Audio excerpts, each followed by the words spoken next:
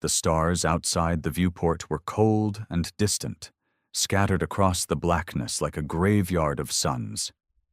Captain Merrick Ryland stood with his arms folded, eyes fixed on the forward display of the Vindicator, flagship of Earth's last fleet.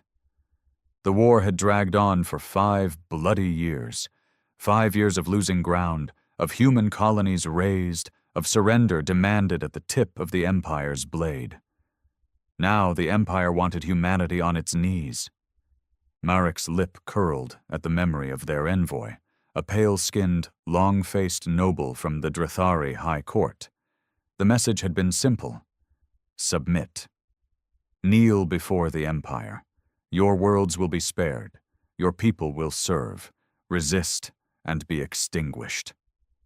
The Council on Earth had debated. The politicians had wrung their hands, called for compromise. But those who had seen the Empire's brand of mercy, entire populations culled, children taken as tribute, entire cultures erased, knew better. And for Marek, whose brother had been among the first massacred on New Leuten 4, there was nothing left to discuss. The door behind him hissed open. Commander Juno Varen stepped in, helmet under her arm, the gray of her combat suit still smeared with soot from the last engagement. "They hit Hyades Prime," she said flatly. "Orbital bombardment, civilians, no military targets." Her jaw tightened. "No survivors." Marek didn't move. His voice was ice. "And the Council?" "They're still debating terms." Bitterness twisted her tone. Of course they were. Marek had given up on the politicians long ago. "Ready the fleet," he said quietly. "All ships, full burn. We're taking this to them." Juno looked at him, eyes narrowing. "You mean—" "Yes," he said. "We're not defending anymore." His gaze remained fixed on the stars. "We're going to turn their worlds to ash." An hour later, the fleet moved. 82 ships, scarred and battle-worn, launched from high orbit over Europa Station. Carriers, dreadnoughts, fast attack cruisers, all that remained of humanity's spacefaring strength. No reinforcements were coming, no reserves left. This was it, the target, Drathar Prime, the heart of the Empire. It wasn't just vengeance, it was necessity. The war was lost if they didn't shatter the Empire's will now. There would be no future for humanity in chains. The crew of the Vindicator moved with grim purpose. No one asked about surrender. No one questioned orders. Everyone aboard had lost someone. A brother, a wife, a child. They were beyond hope now. What remained was resolve. As the fleet slipped into fold space, the stars stretched and vanished. Silence fell on the bridge. Marek stood alone at the command dais, a single line from the Empire's envoy replaying in his mind.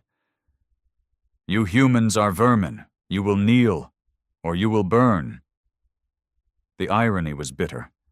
They emerged on the edge of the Drathar system 9 days later. The Imperial fleet was waiting. 200 warships, gleaming and unbroken, stretched across the void like a blade. A lesser man might have faltered at the sight. But Marek felt nothing except cold certainty. "Transmit fleet-wide," he ordered. Juno opened the channel. All ships, all crews listening. Marek's voice rang clear. "There will be no surrender, no quarter. We fight to the last, not for peace, but for memory, for the fallen, for our children to know we did not kneel." A grim chorus of acknowledgments followed. The first salvo came from the Empire.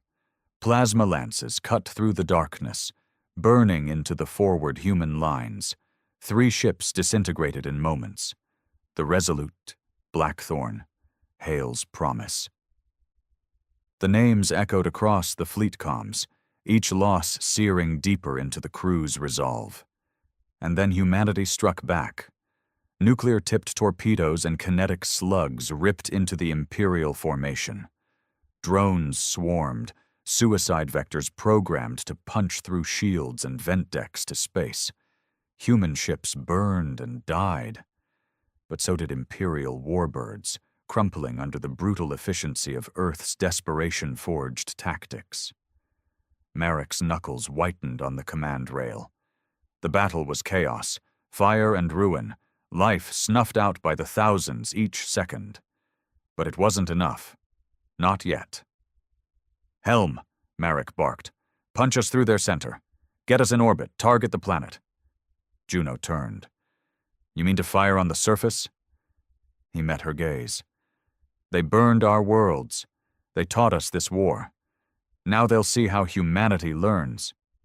The Vindicator and the surviving fleet drove through the thinning Imperial line. Ships wreathed in flame, hulls cracked and bleeding air. Still they pressed on. And then, there it was. Drathar Prime. A gleaming jewel of a world, lush continents, endless spires of alien civilization, teeming with the blood of those who called humanity vermin. The order was simple. "All batteries," Marek said, voice flat. "Fire." The words had barely left Marek's lips before the gunnery crews responded. "All batteries. Fire." The Vindicator's massive spinal railguns charged with a low, ominous hum that resonated through the entire ship. Across the fleet, surviving dreadnoughts and cruisers locked their targeting arrays onto the planet below. Drathar Prime. The heart of the Empire. A world that had stood for 10,000 years, untouched, untouchable. It was here that the nobles had laughed as human colonies burned. Here they had watched the genocide of New Leuten IV. Here they had drunk toasts to the subjugation of Earth itself. Now it would burn. "First volley away," the gunnery officer reported, voice taut. On the forward display, streaks of brilliant white light plunged through the planet's upper atmosphere. Nuclear warheads, planet cracker kinetics, fuel-air superbombs designed for mass civilian eradication. Humanity had prepared for this day. Marek's gaze didn't waver. He felt no triumph, only a cold, hollow resolve. On one side of the bridge, Juno stood still, her jaw tight. She had ordered orbital strikes before, but never on a core world, never on this scale. No one had. "We're committed now," she said quietly. Marek nodded. "We were committed the moment they slaughtered Hyades Prime." The first impacts lit the planet like a second sun. From orbit, the devastation was surreal. Shockwaves rippled across continents. Whole cities vanished in blooming spheres of white-hot fire. The targeting systems fed back thermal and seismic readings, tectonic destabilization, atmospheric ignition, firestorms spanning thousands of kilometers. Civilian casualty estimates scrolled across the tactical display. 500 million. 600. Climbing. Marek forced himself to watch.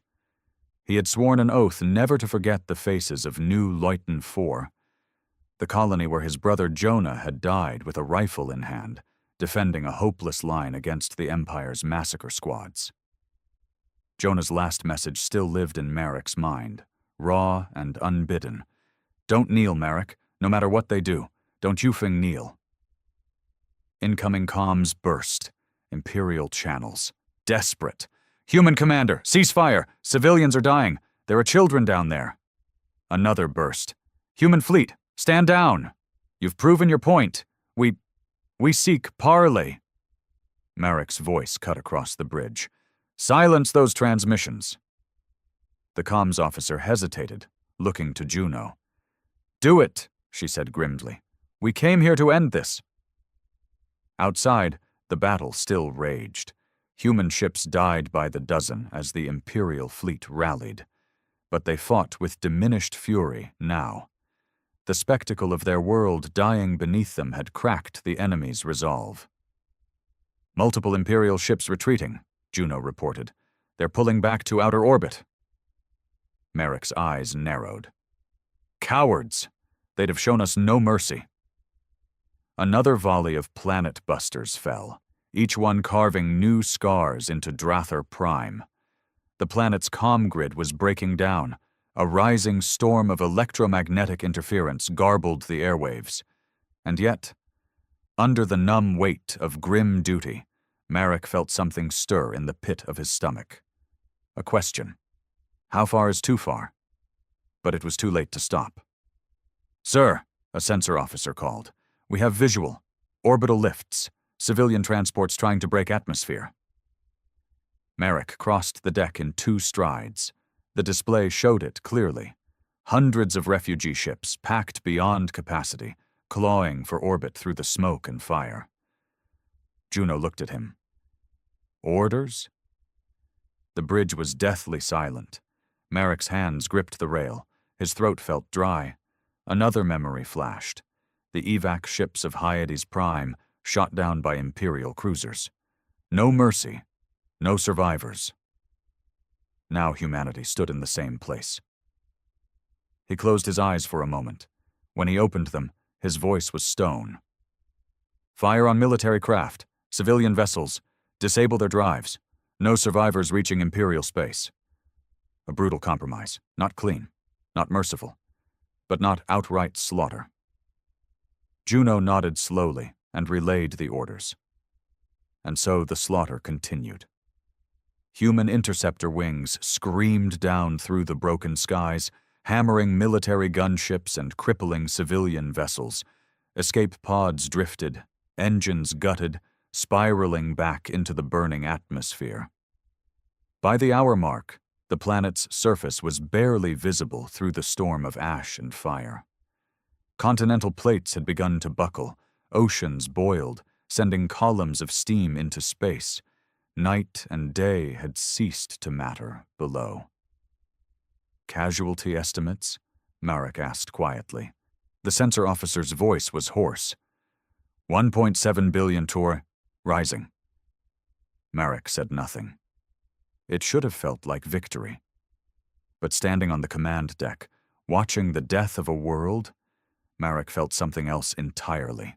A weight pressing on his chest, heavier with each breath. Juno approached, her face drawn. Her voice was low enough only he could hear. "We're crossing lines here, Marek." He met her gaze. "There are no lines left, not anymore."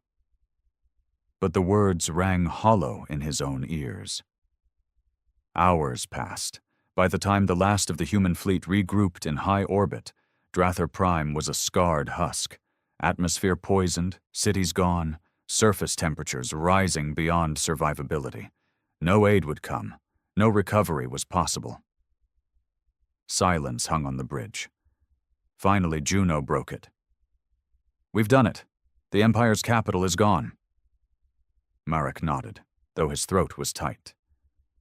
"Signal the fleet. Withdraw. We're done here." As the battered ships turned from the ruin below, the fleet's comms were grim and hollow. There were no cheers, no songs, just weary voices calling damage reports, casualty lists, the names of ships lost. Victory. But at what cost? Hours later, in his quarters, Marek sat alone in the dim light. A single data crystal lay in his hand. Jonah's last message. He hadn't dared replay it during the battle. Now, with the ghosts of 1 billion dead pressing on his mind, he activated the recording. Jonah's familiar voice filled the air. "You know me, brother. Stubborn to the end. We won't make it out of this one. But don't you kneel, Marek. Don't you ever let them make you a slave. If they come for Earth, you burn them, brother. You burn them to the stars."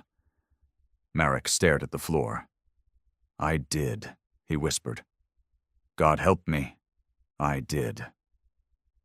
But there was no answer. Across the stars, word spread like wildfire. The Empire's seat of power, annihilated. Drather Prime, uninhabitable. 2 billion dead. In the Imperial border worlds, governors panicked. Some fled, some sued for peace, others howled for vengeance. But their fleets were in disarray, their pride broken. On Earth, the Council met in emergency session.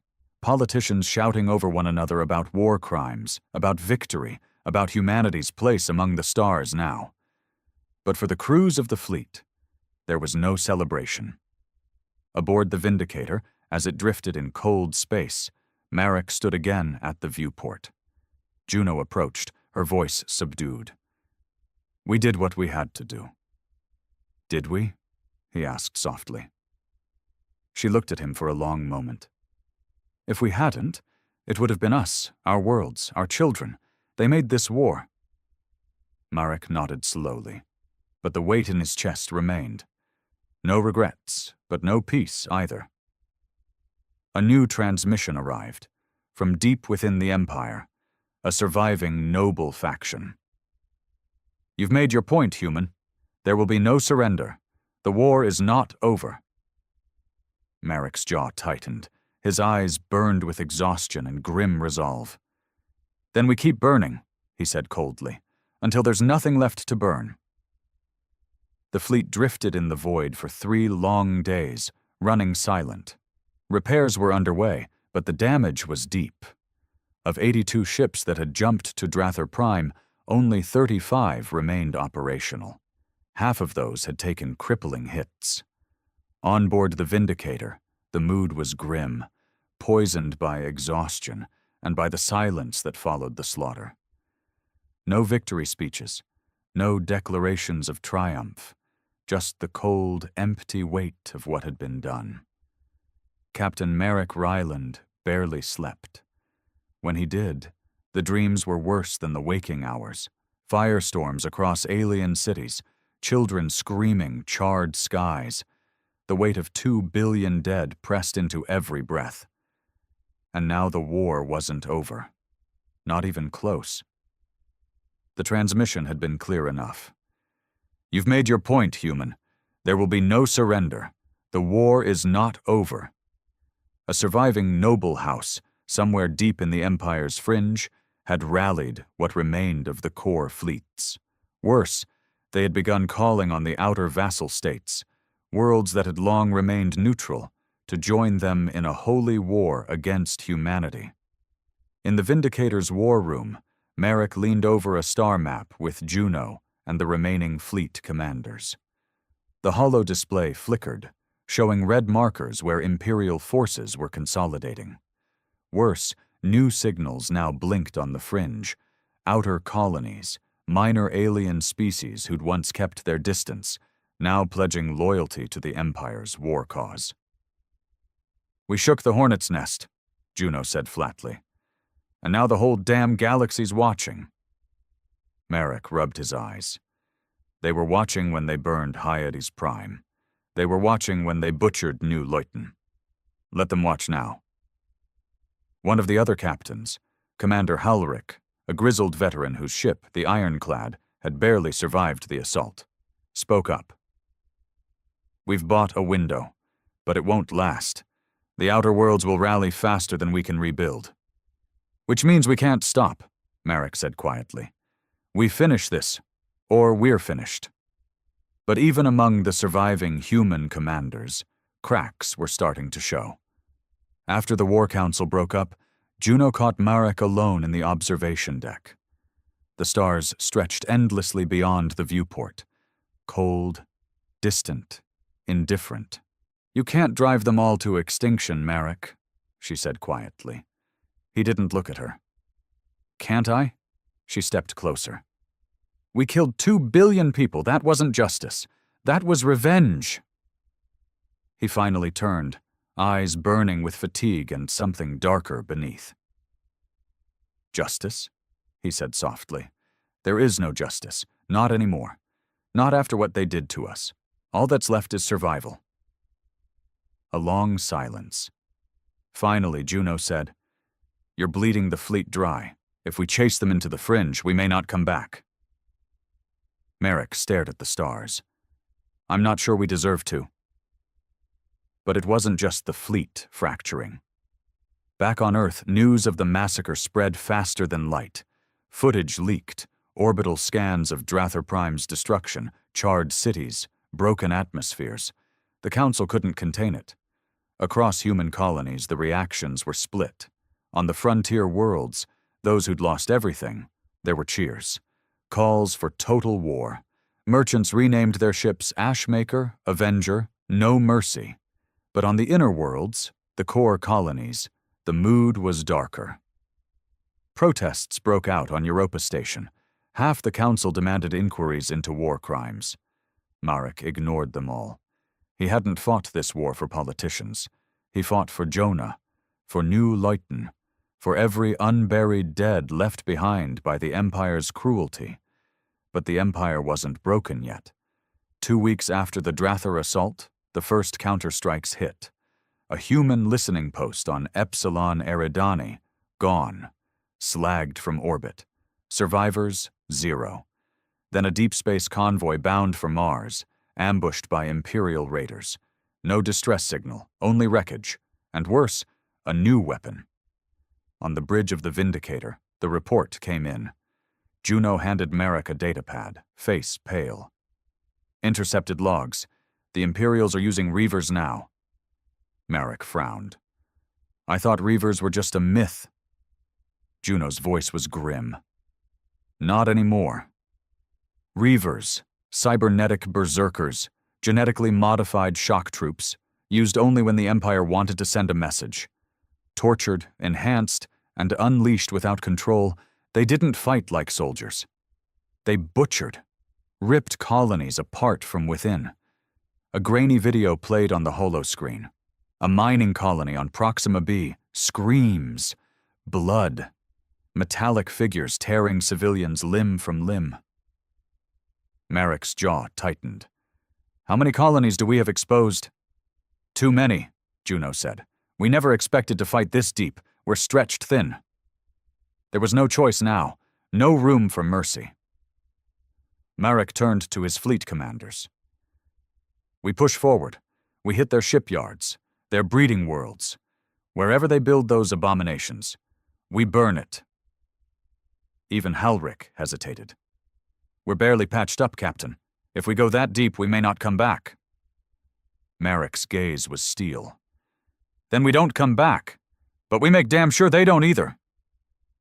Not everyone followed. 3 ships broke formation that night. Captains unwilling to follow Marek's path deeper into total war. They signaled back to Earth, asking for new orders. Marek didn't stop them. If they don't have the stomach for this, he told Juno, better they leave now. But the loss bit deep. Every ship mattered now. Every crew. The next target was chosen.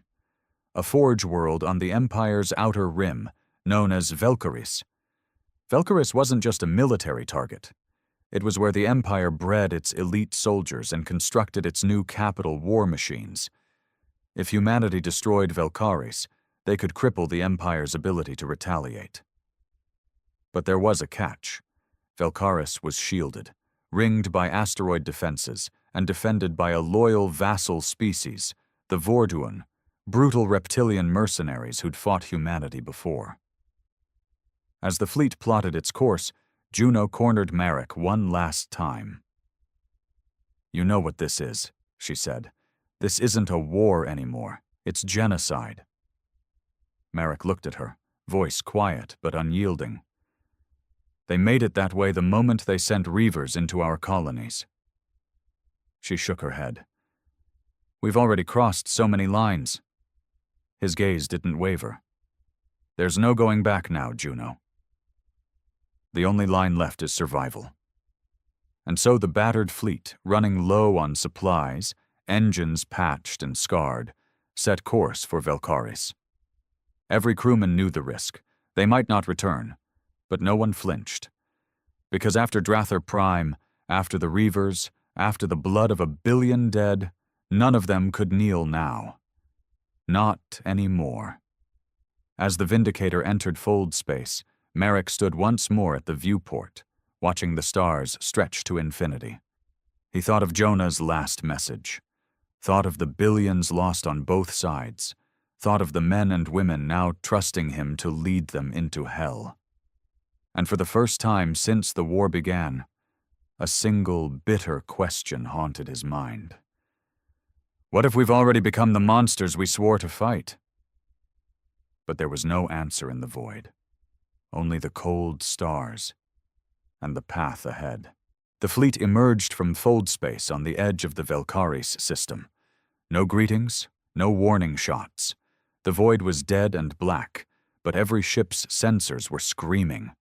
Velkaris hung ahead, a blood-red world wrapped in storms and ringed with metal. Huge orbital stations bristled with railguns and plasma towers. Fields of asteroids encased in metallic armor drifted in a dense kill zone around the planet. And beyond those defenses, a swarm of ships, Vordun mercenary cruisers, faster and more vicious than any Imperial fleet Marek's crew had fought so far. The Empire had learned its lesson from Drather Prime. Now they would not defend with pride. They would defend with fury. Marek Ryland stood at the Vindicator's command rail, jaw tight, eyes locked on the tactical readouts. Every instinct screamed this was suicide. His fleet was half strength, crews exhausted, supplies low. And yet, this strike was necessary. Velkaris wasn't just a military target. It was the breeding pit for the Empire's elite shock troops, the Reavers, the cybernetic warbeasts unleashed on humanity's outer colonies. The reports were clear. Velkaris produced thousands of them each cycle. If they didn't stop it here, Earth's own core worlds would be next. Juno stood at Marek's side, voice low. "This isn't like Drather," she warned. "They're ready for us this time. If we break the line, we'll be trapped in system." Marek nodded. "I know." She studied him. "And if we don't break the line?" He didn't answer, because there was no other path. The battle began at 0300 hours fleet time. It started with a wave of Vorduan fast attack craft, sleek, spike-shaped ships that swarmed the human fleet like wolves, darting through the void with brutal precision. Plasma lances tore through the ironclad's flank, splitting the old dreadnought open. Escape pods jettisoned into the blackness. Many didn't survive the withering crossfire. Marek gave no order to pull back. He couldn't. Not now. "All forward batteries," he barked. "Target the asteroid shield. We burn a corridor now." The Vindicator's main guns roared, launching tungsten slugs the size of transports into the armored asteroids. The fleet followed suit, hammering the ring with everything they had. One by one, the massive stones fractured and tumbled, opening narrow, fiery paths toward the planet. But the price was steep. Each opening drew heavier fire from the orbital stations.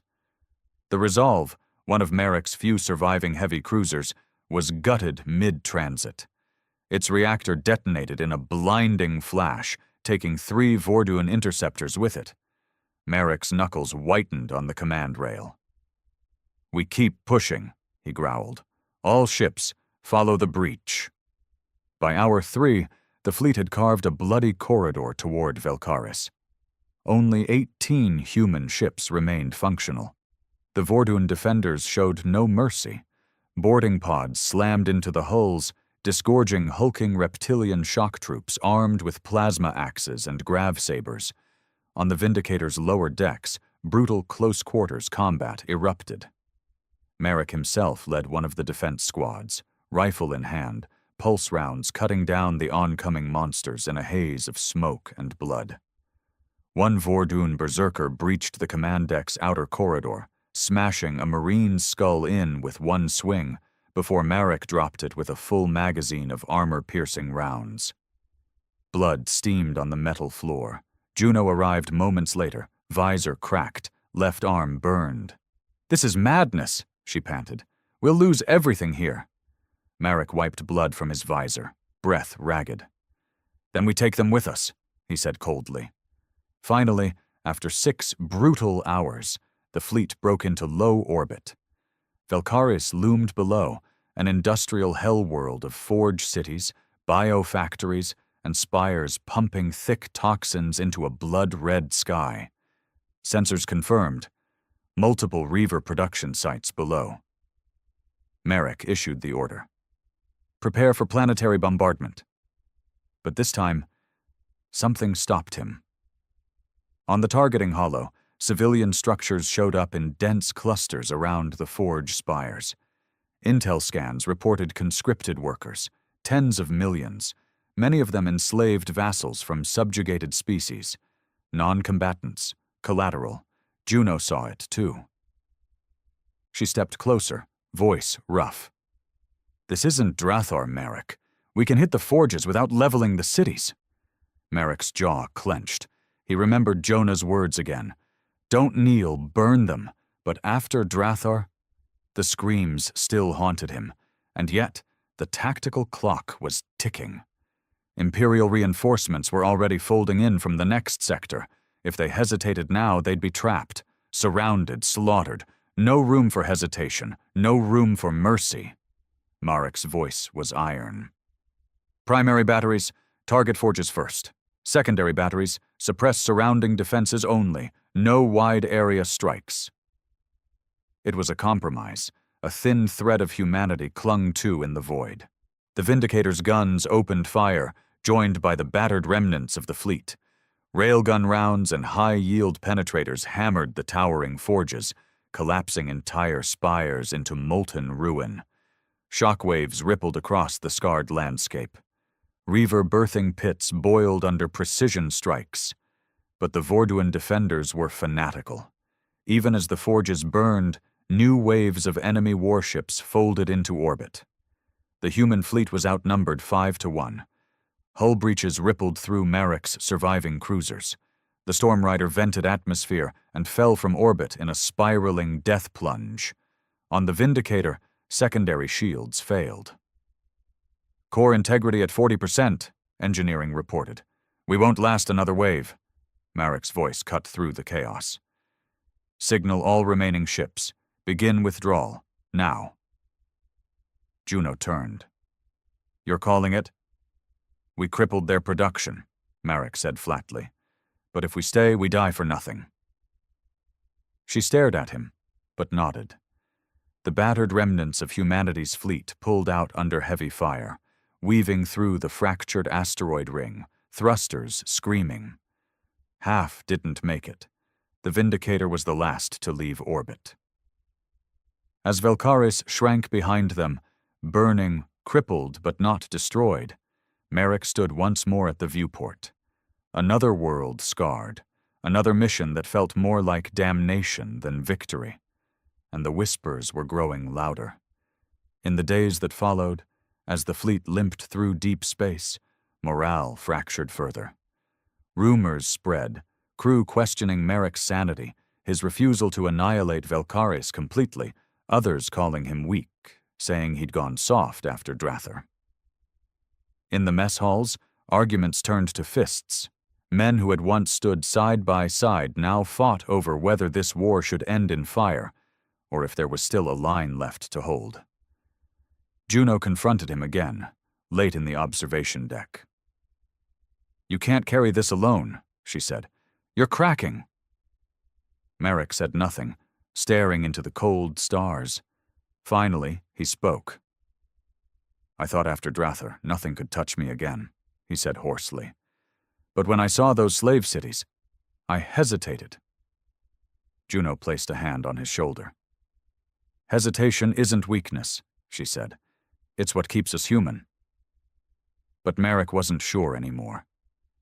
Because out there, beyond the next fold space jump, the Empire was rallying. And Earth was still exposed. No room for peace, no room for doubt. The war would go on. And somewhere deep in Marek's gut, beneath the exhaustion and the guilt, another whisper stirred. What if there's no line left to hold anymore? The fleet drifted in deep space, scars fresh from Velkaris. Of 82 ships that had once answered Marek's call, only 12 now remained combat-capable. The rest were crippled, drifting hulks, or dust. Repairs dragged on, but the engineers were stretched thin. Supplies were critical. Medbays overflowed with wounded, and word was spreading fast. Imperial reinforcements had entered the neighboring sectors in force. Juno stood in Marek's quarters, arms folded, eyes hard. "We need to pull back," she said bluntly. The fleet's bleeding out. We need resupply. Regroup. Merrick didn't answer at first. His gaze was fixed on the holo display, news feeds from Earth, trickling in over fractured channels. Every report was worse than the last. Enemy forces sighted near Mars orbit. Imperial strike fleet detected near Jovian moons. Unknown weapon signatures inbound. Possible super-heavy platforms. And then, the worst of it, direct hit on Earth orbit. London Arcology Cluster, destroyed. Merrick's hands clenched into fists. London, he whispered. Juno's voice softened. We need to go back. It wasn't a choice anymore. Earth was under siege. Merrick strode onto the Vindicator's bridge. Signal the fleet, he ordered. All ships. Plot course for Seoul. Best speed. The battered fleet jumped at once, wounded ships trailing sparks and venting plasma through fold space. No formation drills. No war chants. Just desperation. The jump took 17 hours. When the fleet emerged over the far edge of Sol system, the stars seemed colder than ever. And the signals coming from Earth were pure chaos. Emergency bands crackled. Multiple enemy signatures in Earth orbit. Repeat, enemy in Earth orbit. Arcology sectors 7, 9, and 12 hit. Ground-based planetary shields failing. Merrick's jaw tightened. Get us there, he growled. Full burn. They reached Earth orbit 2 hours later, and what Merrick saw made his blood run cold. The sky over Earth was burning. Dozens of Imperial ships, some larger than anything Merrick's fleet had seen, loomed in low orbit. Massive assault carriers disgorged waves of dropships and reaver pods. Entire swathes of the planet's surface burned, cities in ruins, air thick with smoke. Earth's own orbital defenses were gutted. The old Jovian fleet had been caught in the first wave. Shattered. On the Vindicator's bridge, sensor officers shouted readings. Multiple enemy capital ships in orbit. We're outgunned. Planetary shields collapsed over major continents. Reaver pods landing across Eurasian and American sectors. Juno looked to Merrick. This is what they wanted, she said grimly. Payback for Drather, for Velkaris. Merrick's voice was ice. Then we give them hell. There was no time for complex tactics. Merrick ordered the fleet to punch straight into the enemy formation, a suicidal charge to buy Earth's surface defenders what little time they could. The battered human ships surged forward. Vindicator's main guns lit up, tearing into an enemy destroyer and sending it tumbling in flames. The last horizon, once a colony carrier, now a makeshift battle barge, rammed a Reaver mothership head-on, detonating its reactor in a blinding flash. But the losses were brutal. Enemy plasma batteries cut through the human formation like knives. One by one, Merrick's remaining ships fell. The Iron Spear, Defiant, Razorwind, gone. By the second hour, only 5 ships remained in the fight, and Earth's orbit was still swarming with enemy vessels. On the ground, it was worse. Reaver pods fell like a plague across the continents. Live feeds flickered on the holo, twisted cybernetic monsters tearing through human cities. Civilians slaughtered, arcologies breached, old military garrisons fought back, tanks, drones, infantry, but they were outmatched. The Reavers were designed for one thing: fear, and they were winning. Merrick watched the feeds in silence. This was the war he'd wanted to finish. And now it had come home. Burning Earth itself. Suddenly a new signal cut through the comm bands. A voice Merrick hadn't heard in months. Captain Ryland, this is Admiral Steele, Planetary Defense Command. We're holding as long as we can, but we can't stop them. We need a final strike. Now. We need you to hit their orbital platforms. Juno turned. If we do that, we lose the fleet. Merrick's eyes burned. If we don't, he said softly, we lose Earth. There was no debate. Merrick ordered the remaining ships into a full frontal strike against the largest enemy carrier, a monstrous dreadnought parked above Eurasia. It was suicide. As Vindicator and her last companions surged forward, enemy batteries lit the void. The resolute blade was torn apart in seconds. The Vindicator herself took a crippling hit, decks venting to space, alarms wailing. On the bridge, smoke choked the air. Engineers shouted damage reports. Medics carried out the wounded. But Merrick stood firm. "All remaining guns," he growled. "Target that dreadnought. Everything we've got." The first volleys struck true, massive rail slugs punching into the enemy ship's core. But return fire hammered the Vindicator. Hull breaches ripped through the lower decks. The starboard engine went critical. Marek was thrown against the command rail as the ship bucked under the hits. Blood ran from a gash on his forehead. And still, he gave no retreat order. "Keep firing!" he roared. The Vindicator's final salvo, a full spread of plasma torpedoes, slammed into the enemy dreadnought's power core. The explosion was blinding. One of the Empire's biggest ships, gone, torn apart in fire. But the cost was total. The Vindicator was dying. Juno staggered to Merrick's side, her face streaked with soot and blood. "We have to abandon ship," she gasped. "The reactor's overloading." Merrick stared at the burning earth below. "Not yet," he said hoarsely. But there was no choice. The crew began evacuating, escape pods and shuttles launching into the chaos. Merrick remained on the bridge until the last moment, watching as the planet burned. Finally, Juno dragged him bodily to the last escape shuttle. They barely cleared the ship before the Vindicator erupted behind them, a funeral pyre in the void. The shuttle tumbled through debris, battered by shock waves. When Merrick came to, the shuttle had crash-landed, somewhere on Earth's surface. Smoke choked the sky. Cities burned in the distance. Reavers prowled the ruins. Juno crouched nearby, rifle in hand. She looked down at Merrick, voice low. "Welcome home." And now the war had changed again. No longer battles in the stars. Now it was personal. Now it was survival, on burning soil, and Merrick Ryland, battered, broken, unbowed, rose to his feet, rifle in hand, eyes hard.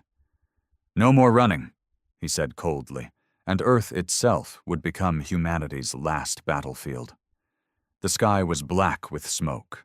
Ash drifted down like snow, coating broken streets, shattered arcology towers, and the twisted ruins of Earth's once proud cities.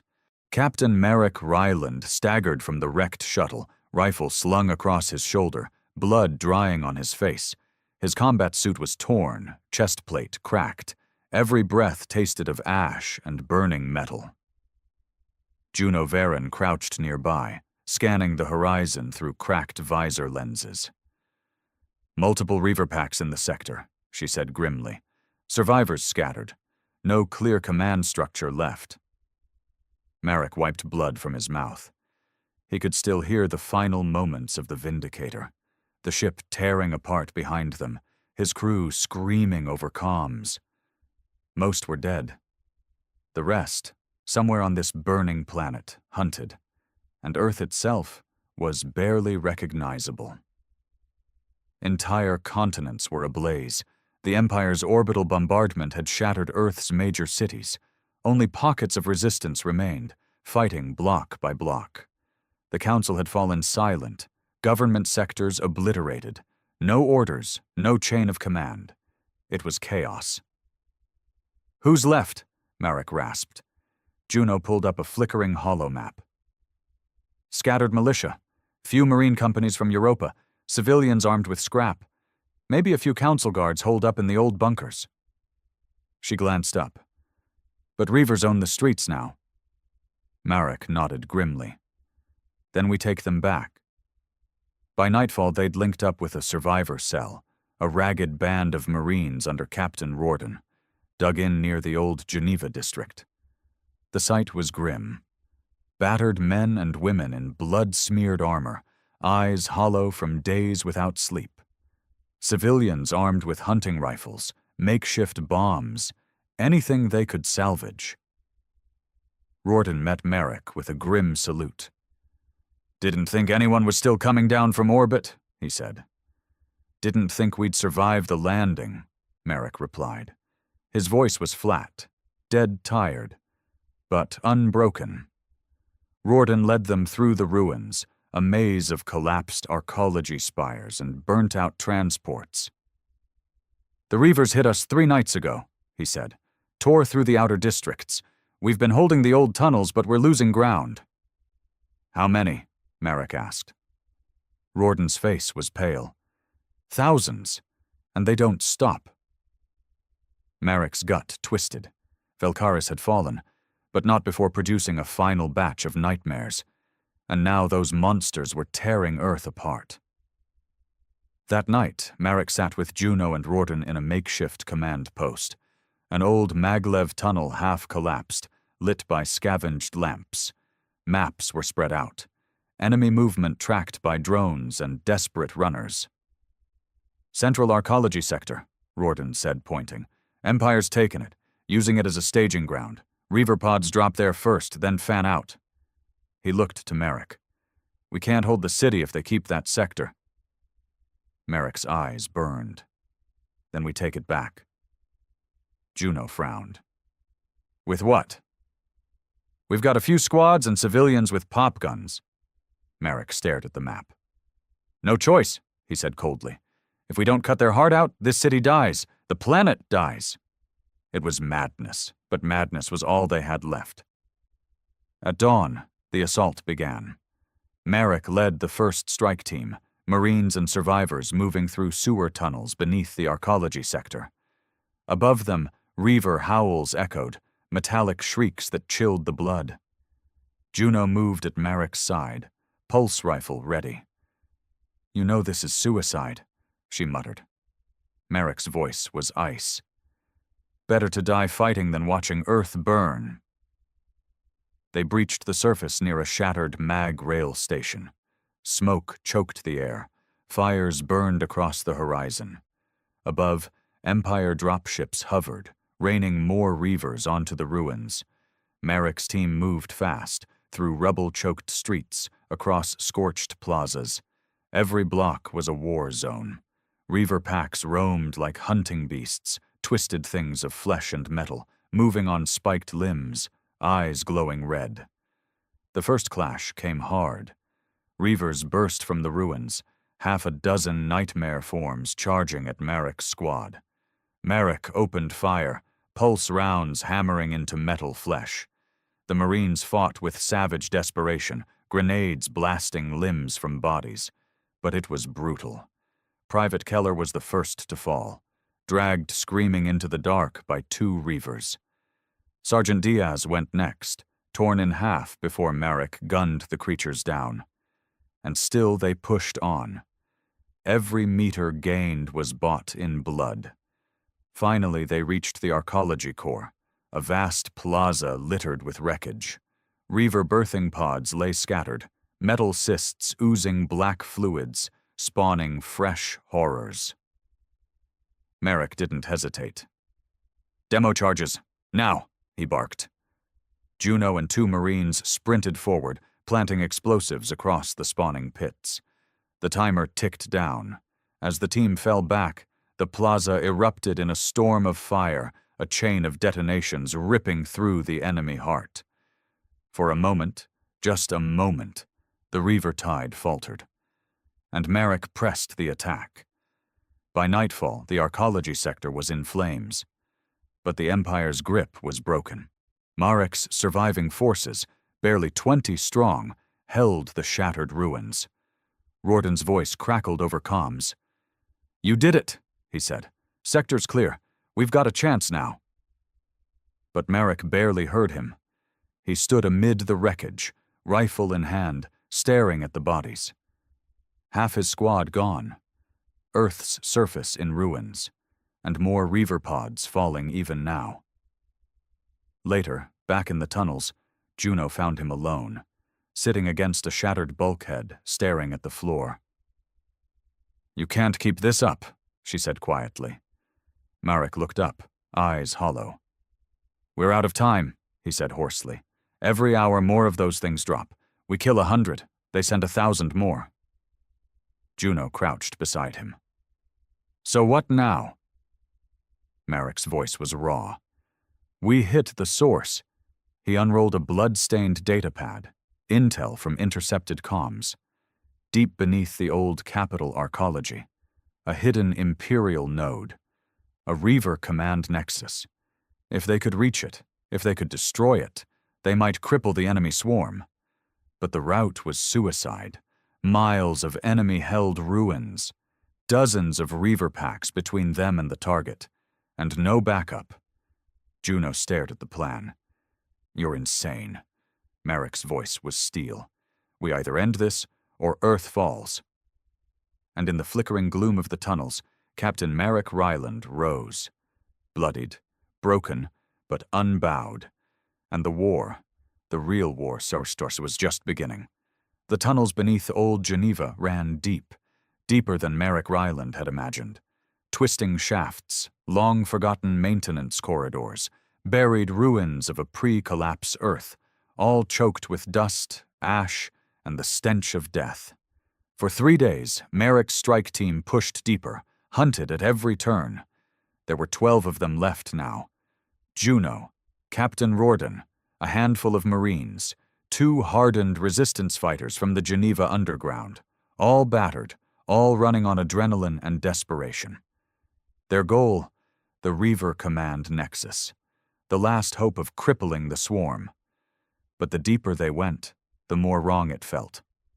Juno moved beside Marek through the dark, her voice low.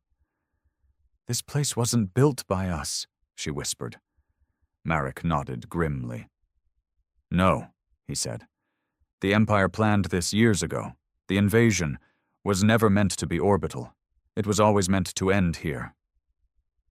The team pressed on, through wrecked sublevels and half-collapsed passages. They found signs of battle everywhere, bodies of resistance fighters, torn apart, stripped of weapons. Signs of betrayal, human corpses executed, shot in the back, weapons gone. Someone had been here before them, and not all of them had fought for Earth. On the 3rd day, they found the first real proof. A shattered comms post, scattered datapads. Juno hacked the data feeds, what little was left. The recording was raw, grainy, voices arguing in the dark. "You're mad, cutting a deal with them. They promised us survival, Earth's lost. We have to—" Gunfire, screams. The feed cut to static. Marek's face hardened. "Traitors!" he growled. Rorden swore under his breath. "Some of the council, they must have cut deals. That's why the Reavers are moving with intel." Juno looked at Marek. "If we run into them—" Marek's voice was ice. "They're no better than the Reavers." And still they pushed on. The deeper levels were worse. Here, the Empire had transformed the tunnels. Walls lined with black biomechanical growths, veins of pulsing metal and flesh. The very air throbbed with unnatural energy. The Reaver Nexus wasn't just a machine. It was alive. And it hated. That night, huddled in a half-collapsed maintenance room, Marek stared at the flickering map. One corridor remained, leading straight into the Nexus chamber. But scouts had reported heavy movement. Reaver packs massing. Worse, human signatures with them. Traitors. Juno knelt beside him. "We don't have the numbers for a frontal fight." Marek looked up, eyes hollow, voice raw. "We don't fight fair." The next day, they moved. Fast, silent. Rorden led a flanking squad through collapsed utility shafts. Marek, Juno, and 5 Marines pushed the main corridor. It was a slaughter. The first ambush hit hard. Reavers dropping from the ceiling, slicing into the squad. Private Lane went down, throat torn out. Sergeant Voss, leg severed, bleeding out. Juno ended his suffering with a single round. And still Marek drove forward. Every step was blood. Then, the human traitors struck, a squad of black-armored figures, council guards. Their insignias burned off, faces masked. They opened fire, cutting down 2 more Marines. Marek returned fire without hesitation. 2 traitors fell, screaming. Juno flanked left, gunning down another. Marek moved like a man possessed, cold, methodical, merciless. Finally, 1 traitor remained, pinned behind wreckage. Marek stormed forward, rifle raised. The man ripped off his mask, bloodied, desperate. "You don't understand," he shouted. "They promised—" Marek shot him in the face. No mercy. When the smoke cleared, only 4 remained. Marek, Juno, Riordan, bloodied, 1 arm hanging useless. Private Hale, barely 19, eyes wide with terror. The final door loomed ahead, a massive biomechanical seal, pulsing with dark energy. Juno scanned it. "No turning back now," she whispered. Marek's voice was cold steel. "There never was." The door split open with a scream of tearing metal. The Nexus chamber beyond was vast, a cathedral of black and crimson, cables and veins running to a massive central core. The Reaver mind, the source. And it knew they were there. The air filled with an unearthly shriek, dozens of Reavers pouring from the walls. Marek's team formed a tight circle, rifles blazing. Hale went down first, dragged screaming into the dark. Riordan fought like a madman, firing with his 1 good arm until he was swarmed. Juno and Marek stood back to back, fighting to the last. "Plant the charges!" Marek shouted. Juno sprinted forward, slamming demo charges into the Nexus core. Marek held the line, pulse rifle overheating, barrel glowing red. A Reaver lunged. Marek's blade met it mid-air, severing its head in a spray of black ichor. Another slammed into him. He went down hard, pinned. Claws raked his armor, metal tearing. Pain lanced through him. Then, a sharp crack. Juno, sidearm in hand, shot the creature off him. She dragged Marek to his feet. "Charges armed!" she shouted. 10 seconds! They ran, sprinting through the burning chamber as the Nexus screamed behind them. The explosion was blinding. A shockwave hurled them down the corridor, walls collapsing in a rain of metal and flesh. Silence. Marek came to, half buried in rubble. Juno knelt beside him, bleeding, battered, but alive. The Nexus was gone. The swarm, crippled, for now. Outside, the Reaver howls faded, the city above falling eerily silent. They had won, for the moment. Marek staggered to his feet, leaning on Juno, eyes burning. "It's not over," he rasped. Juno nodded, voice hoarse. "It never will be." But Earth still stood, and so did they. 2 weeks passed. The skies over Earth were still dark. The Reaver Command Nexus was gone. Its destruction had crippled the swarm. Across the ruined cities, Reavers faltered and shut down, twitching wrecks littering streets and plazas. But the damage was done. Marek Ryland limped through the shattered remains of Geneva. The once glorious arcologies were blackened husks, entire districts flattened. Civilians, what few survived, huddled in ruins, burned, starving. Smoke choked the air. The sun barely pierced the haze. Juno moved beside him, her arm in a makeshift sling, face scarred, eyes hard. "They're gone," she said quietly. "For now." Marek said nothing. There were no words. Not after all this. The resistance had rallied what forces remained. Pockets of Marines, battered militia, survivors from the old council guard. But there was no government left. No council. Earth's leadership had burned with its cities. Across the system, faint signals trickled in. A handful of fleet ships had survived the orbital slaughter, crippled, scattered. One message burned through the static. "Captain Ryland, this is Admiral Steele. We've regrouped at Luna Base. Barely a dozen ships left. We need orders." Marek stared at the transmission for a long time. then sent a single reply. Rally. Prepare for counterstrike. Juno watched him, brow furrowed. You can't be serious, she said.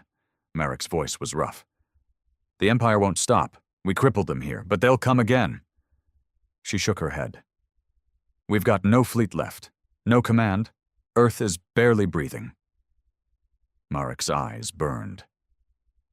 Then we fight with what's left. The next days were a blur.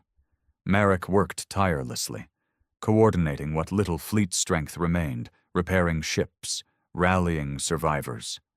The battered core of the Vindicator's crew returned from scattered escape pods, those who hadn't burned in the atmosphere. They came willingly. No orders needed. But the truth was brutal. Earth couldn't survive another assault. And the Empire still stood. Then came new intelligence. A runner ship limped into orbit, AI systems half-fried, hull scorched. On board, a captured data core from an Imperial warband. Juno cracked it. What they found chilled them both. The Empire's remaining core fleet had pulled back, reeling from the loss of Drather, Valkyries, and the failed Earth assault. But they weren't finished. They were building something. A new flagship, bigger than any dreadnought known. An extermination ship, designed for one purpose, to erase Earth completely. And it would be ready in less than a month. Marek paced the bunker chamber, fists clenched. If that ship launches, he growled, we won't stop it, not with what we've got. Juno met his gaze. Then we hit it before it moves. The plan was madness, a last strike against the Empire's construction yards deep in the Karthus system. A black site, well defended, suicide. But it was the only way. The message went out, fleet-wide. Final operation, volunteers only, departure in 5 days. He expected maybe a handful of responses. Instead, nearly every surviving ship answered. The war wasn't over, and no one was kneeling now. The night before departure, Marek stood alone on the bunker balcony. The city lay in ruins below. Fires still burned. The stars were dim. Juno found him there, silent, weary. You don't have to carry it all, she said softly. Marek's voice was rough. I do. She stepped closer. You've given everything. He looked at her, eyes hollow. Not enough. Then, after a long silence, if we don't stop that ship, none of this will matter. She nodded. But if we die out there, Earth will need leaders, survivors. He said nothing. The next day, the fleet gathered. 11 ships, scarred, repaired with scrap. Crews weary but unbowed, the last of humanity's warriors. Marek addressed them from the command deck of the Resolute Dawn, the new flagship, hastily assembled from what remained. His voice echoed fleet-wide. We started this war with nothing but blood and fire. We've burned worlds, we've lost our own. But we are not beaten. And we will not kneel. A grim cheer answered him. And then, the jump to Karthus. The battle was brutal. Empire defenses were fierce, layered with mines, plasma towers, interceptor wings. But the fleet drove in, wave after wave. Marek led from the front. Every decision ruthless, every order precise. The extermination ship lay in dry dock, half complete, monstrous. The Resolute Dawn plunged through the defense grid, guns blazing. Marek's final order, all ships, target the core, burn it. And they did. Torpedoes streaked through vacuum. Rail slugs shattered armored plating. The enemy flagship erupted, consumed in a chain reaction that tore through the yard. But the price was total. One by one, humanity's last ships fell. Juno's voice cut through the firestorm. Cores breached, target down, but we won't make it out. Marek's voice was calm. We've done what we came for. As the Resolute Dawn burned around him, Marek stood at the viewport. The Empire's superweapon was gone. Earth had one more chance. And in that final moment, surrounded by flame and wreckage, he smiled. Not in triumph, not in peace, but in defiance, because they had not knelt, and never would. Epilogue, months later. Earth, still scarred, still rebuilding. Juno walked through the shattered halls of the old Geneva Command. A battered hollow statue stood at the entrance. Marek Ryland, rifle in hand, eyes burning with the fire of a man who would not break. Beneath the plaque, he did not kneel. Neither shall we. And the war, for now, was over. But the fight for humanity had just begun.